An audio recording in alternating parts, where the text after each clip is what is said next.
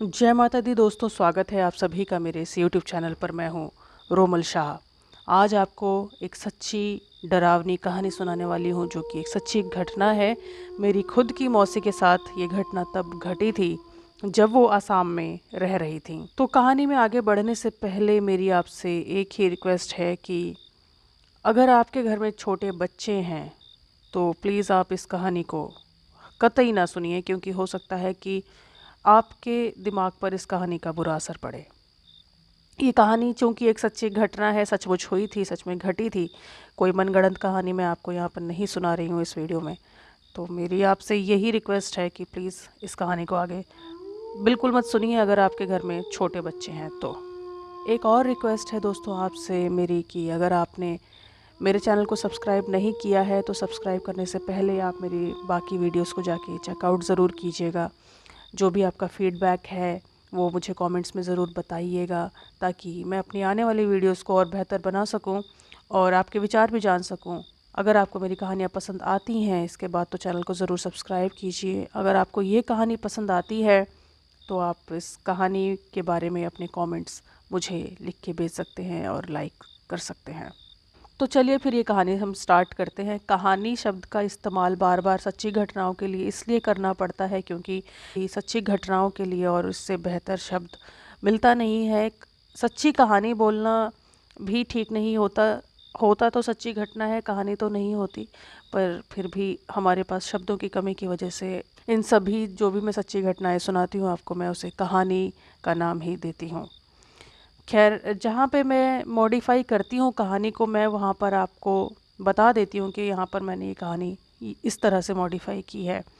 लेकिन जब मैं मॉडिफाई नहीं करती और रियल स्टोरी होती है तो मैं आपको बता देती हूँ कि ये बिल्कुल एक सच्ची घटना है, इसमें मैंने कोई भी मॉडिफिकेशन नहीं की है। तो आई होप कि आपको ये चीज़ समझ में आती है कहानी सुनने से पहले। तो आइए स्टार्ट करते हैं फिर ये कहानी। थोड़ी सी जानकारी मैं देना चाहती हूँ कि मेरी मौसी एक वाइल्ड लाइफ रिसर्चर हैं। उनका नाम है डॉक्टर रेवती पंडा शेट्टी।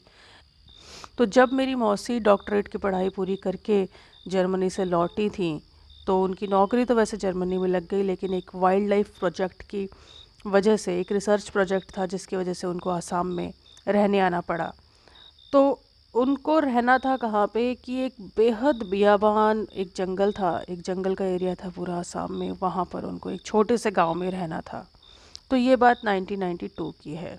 आसाम में वैसे काफ़ी हरियाली होती है और बारिश भी खूब होती है। मौसम बहुत अच्छा रहता है। आसाम के लोग बहुत प्यारे होते हैं। मैंने खुद आसाम में जाके ये चीज़ महसूस की है कि ये सचमुच आसाम में खूबसूरत जगह होने के साथ साथ खूबसूरत लोगों से भी भरा हुआ है, जो दिल से सच में बहुत खूबसूरत लोग हैं। तो आइए घटना पर वापस लौटते हैं। तो घटना कुछ ऐसी है कि जब कुछ दिन मेरी मौसी उस बेहद रिमोट एरिया में रहने लगी तो एक बात का एहसास उन्हें हो गया था कि वहाँ उन्हें अपना और अपने रहने की जगह का देखभाल खुद करना पड़ेगा काफ़ी हद तक। उन्हें वैसे दो नौकरों की सुविधा दी गई थी। एक का नाम था शांति और दूसरे नौकर का नाम था मालौर। मालौर शांति का चचेरा भाई था। तो मेरी मौसी की उम्र तब कुछ 25-26 साल रही होगी और शांति और मालौर की उम्र करीब ऐसे 23-24 साल रही होगी। तो इन तीनों के उम्र में कुछ ज़्यादा फासला नहीं था। तो हुआ क्या दोस्तों, इसमें आगे बढ़ने से पहले मैं आपको थोड़ी और जानकारी देना चाहती हूँ कि जहाँ मेरी मौसी का क्वार्टर था उसके आसपास और कोई भी घर नहीं था। दोनों नौकर वहीं उनके साथ रहते थे 24 घंटे। वो 4 कमरों का घर था और रसोई और किचन अलग बाहर बने हुए थे। तो जब खाना बनाने के लिए जाना पड़ता था तो घर से दूर रसोई में जाना पड़ता था, कुछ दूर पैदल चल के। उसी तरह से रात बेरात कभी भी टॉयलेट करने जाना पड़ता था तो घर से दूर थोड़ा सा पैदल चल के जाना पड़ता था पीछे टॉयलेट की तरफ। तो इस तरह से कुछ घर था उनका। तो रोज़ शाम अंधेरा होने से पहले पहले सारे काम खत्म करके मौसी को घर वापस आना होता था। और शाम होने के बाद, अंधेरा होने के बाद कई कई घंटों तक बिजली वहाँ पर आसाम में नहीं होती थी। तो लालटेन की रोशनी से ही सारा काम चलाना पड़ता था। वो प्रोजेक्ट इतना इम्पोर्टेंट था कि ये सारे के सारे जितने भी एडजस्टमेंट्स हैं मेरी मौसी को वो करने पड़ते थे। एक बात थी जो अजीब थी और जो मेरी मौसी ने नोटिस की। तो हुआ क्या कि दोनों नौकरों ने एक बेहद अजीब बात मौसी को बताई कि दीदी जी, आप कभी भी रात पड़े अकेले पीछे बगीचे की तरफ कभी मत जाना। चाहे आपको कोई भी बुलाए, कितनी भी आवाज़ क्यों ना दे, आपका दिल कितना भी क्यों ना पसीजे, लेकिन आपने वहाँ पर नहीं जाना। ये बात अजीब लगती थी मौसी को, तो बट वो इग्नोर कर देती थी क्योंकि उनके ऊपर काम का बहुत बोझ था। मेरी मौसी को लगा कि मुझे रात में बगीचे से कौन आवाज़ देने वाला है जो मैं वहाँ जाने लगूँगी। तो ये सोचकर वो फिर इस बात को आई गई कर देती थी हमेशा।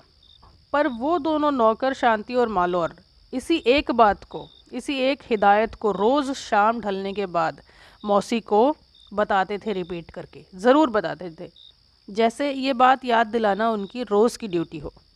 करीब 2 महीने मेरी मौसी को वहाँ रहते हो गए थे। इस एक बात से मेरी मौसी काफ़ी हैरान और क्यूरियस हो जाती थी कि आखिर क्या बात है कि दोनों नौकर यही सेम बात रोज़ शाम को रिपीट करते हैं।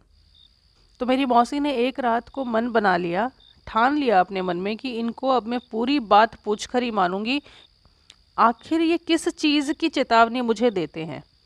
तो अगली रात खाना खाते वक्त मौसी ने शांति और मालौर से ज़ोर देकर पूछा कि तुम दोनों आखिर मुझे वो बात बताओ कि तुमको किस बारे में बात करते हो। वो दोनों बहुत झिझके, पर उन्होंने फिर सारी बात जो है आखिर में बताई, सब कुछ बताया उन्होंने। तो मेरी मौसी ने वो सारी बातें सुनी जो मैं आपको आगे बताऊंगी अभी। तो मेरी मौसी हंसने लगी उनकी बातें सुन के और उनको कहने लगी कि तुम दोनों ना कोरी गप हाँक रहे हो और जंगल की तरफ पीछे बगीचे में ऐसा कुछ नहीं होता है। तो कुछ बात उन्होंने ऐसे बताई कि मौसी इस बात का फिर रिएक्शन देने लगी कि ऐसा कुछ नहीं है, तुम कोरी गप मार रहे हो, ऐसा कुछ भी नहीं है। पर शांति बोली, बहुत सीरियस होकर बोली कि नहीं दीदी जी, मालौर और मैंने उस घटना को होते हुए अपनी आंखों से देखा है।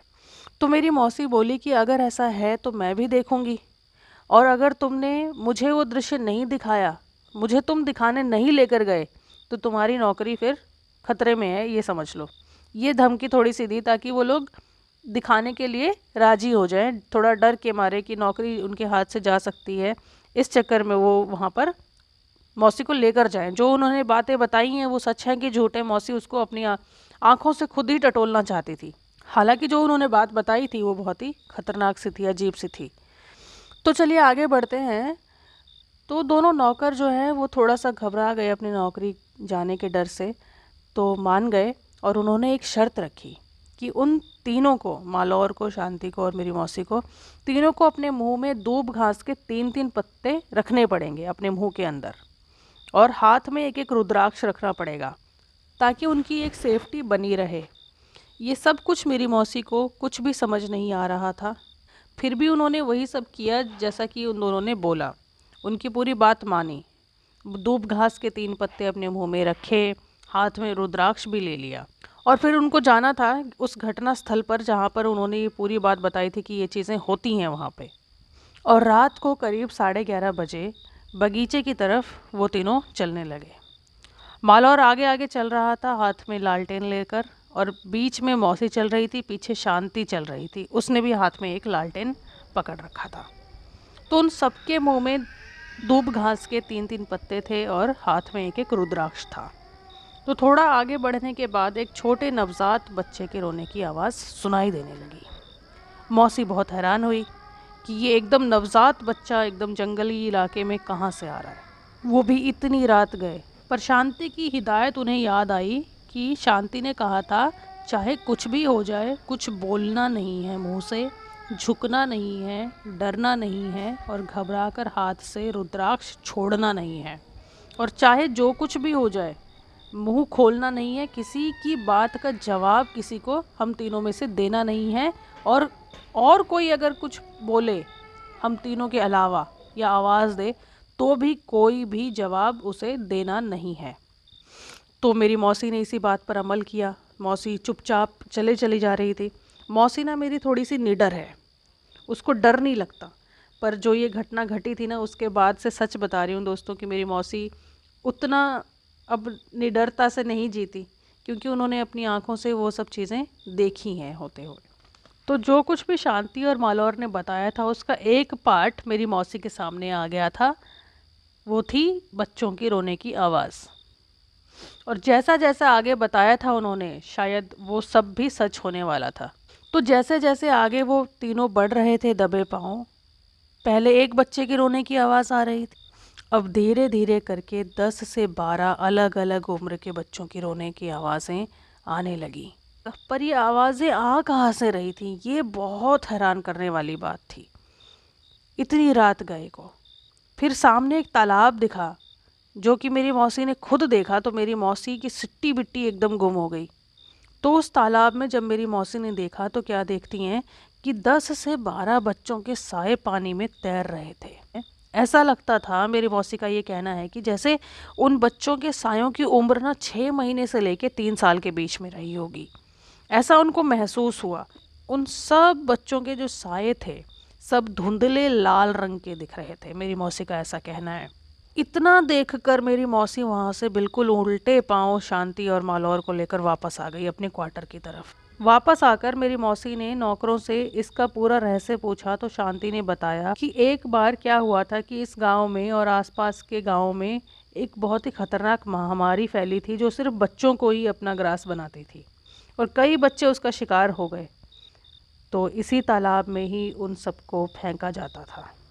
पिछले 100 सालों से इसी तालाब में उन्हें कईयों ने देखा है, और ऐसे ही देखा है। इसी तालाब में धुंधले लाल रंग के होते हैं और रोने की आवाज़ आती रहती है, और वो जो तालाब है एक पूरा भूतिया बच्चों का तालाब है। और शांति ने ये भी बताया कि जब बाढ़ आती है और अमावस्या की रात होती है तो इनमें कुछ जो बोलना सीख चुके थे वो बच्चे आवाज़ें भी लगाते हैं, और जो उनकी आवाज़ पर वहाँ चले जाते हैं लोग, तो वो बेहोश हो जाते हैं, या तो डर से बीमार पड़ जाते हैं, या पागल भी हो सकते हैं। इसीलिए शांति और मालौर ने मेरी मौसी को वहाँ पर जाने से मना किया था। मेरी मौसी को उनकी इस बात पर कभी भी यकीन नहीं आता अगर वो खुद वहाँ पर मौजूद नहीं होती, उन्होंने अपनी आँखों से ये सारी चीज़ें नहीं देखी हुई होती। तो ये घटना थी, मेरी मौसी ने ये सुनाई थी। तो ये कहानी थी जो एक सच्ची घटना थी, मैंने आपसे शेयर की। आपको कहानी कैसी लगी मुझे प्लीज़ कमेंट में ज़रूर बताइएगा, और अगर आपको पसंद आई है कहानी तो इसे लाइक कीजिएगा।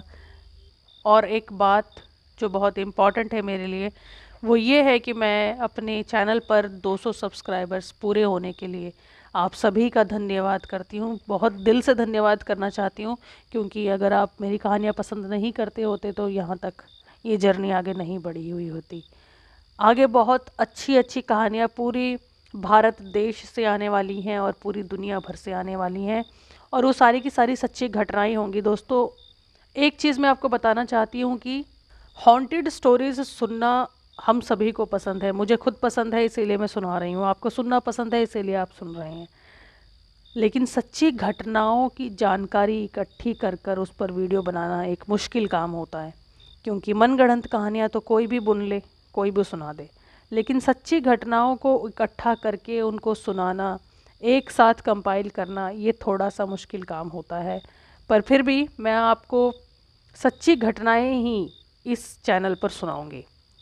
तो मिलते हैं नेक्स्ट वीडियो में, तब तक अपना खूब ख्याल रखिएगा। Stay positive. जय माता दी।